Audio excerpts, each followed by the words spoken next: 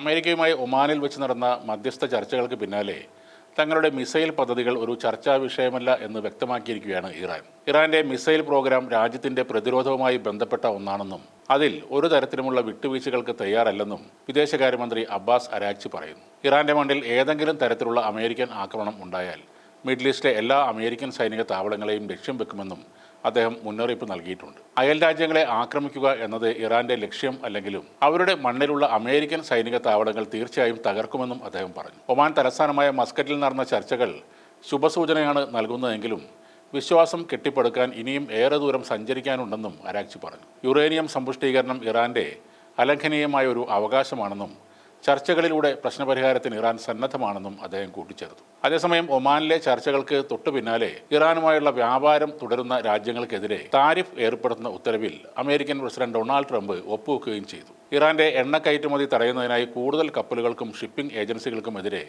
ഉപരോധവും America ഏർപ്പെടുത്തി കഴിഞ്ഞു. അടുത്ത ബുധനാഴ്ച ഇസ്രായേൽ പ്രധാനമന്ത്രി ബെഞ്ചമിൻ നെതന്യാഹു ട്രംപുമായി കൂടിക്കാഴ്ച നടത്താനിരിക്കെ ഇറാന്റെ ബാലിസ്റ്റിക് മിസൈൽ പദ്ധതികൾക്കും പ്രാദേശിക സായുധ സംഘങ്ങൾക്കുള്ള പിന്തുണയ്ക്കും കടുത്ത നിയന്ത്രണങ്ങൾ വേണമെന്ന നിലപാടിലാണ് ഇസ്രായേൽ ഉള്ളത്. അമേരിക്കയും ഇറാനും തമ്മിലുള്ള ആണവ ചർച്ചകളുടെ പശ്ചാത്തലത്തിൽ ഇസ്രായേൽ പ്രധാനമന്ത്രി Benjamin Netanyahu American president Donald ട്രംപുമായി കൂടിക്കാഴ്ച നടത്താനും തീരുമാനിച്ചിട്ടുണ്ട്. ബുധനാഴ്ച വാഷിംഗ്ടണിലാണ് ഇവരുടെ കൂടിക്കാഴ്ച നടക്കുന്നത്. ഒമാനിൽ വെച്ച് നടന്ന ചർച്ചകളിൽ അമേരിക്ക സ്വീകരിച്ച നിലപാടുകളിൽ ഇസ്രായേൽ ആശങ്ക പ്രകടിപ്പിക്കുകയും ചെയ്തു. ഇറാനുമായുള്ള ഏതൊരു കരാറിലും അവരുടെ ബാലിസ്റ്റിക് മിസൈൽ പദ്ധതികൾക്ക് നിയന്ത്രണം ഏർപ്പെടുത്തണമെന്നും ഹിസ്ബുള്ള, ഹമാസ് ഉൾപ്പെടെയുള്ള പ്രോക്സി സംഘടനകൾക്ക് ഇറാൻ നൽകുന്ന പിന്തുണ അവസാനിപ്പിക്കണമെന്നും നെതന്യാഹു ശക്തമായി ആവശ്യപ്പെട്ടിട്ടുണ്ട്. ഇറാൻ ആണവായുധം നിർമ്മിക്കുന്നത് തടയാൻ ഏത് സൈനിക നടപടിക്കും ഇസ്രായേൽ സന്നദ്ധമാണെന്ന സൂചനകൾക്കിടെയാണ് ഇപ്പോൾ ഈ കൂടിക്കാഴ്ച നടക്കാൻ പോകുന്നത്. ഇറാനെതിരെയുള്ള സൈനിക നടപടിക്ക് അമേരിക്കൻ പ്രസിഡന്റ് ഡൊണാൾഡ് ട്രംപ് തയ്യാറെടുക്കുന്നു എന്ന ശക്തമായ സൂചനകൾക്കിടെ പശ്ചിമേഷ്യയിൽ പ്രതിരോധം ശക്തമാക്കിയിരിക്കുകയാണ് ബ്രിട്ടനും.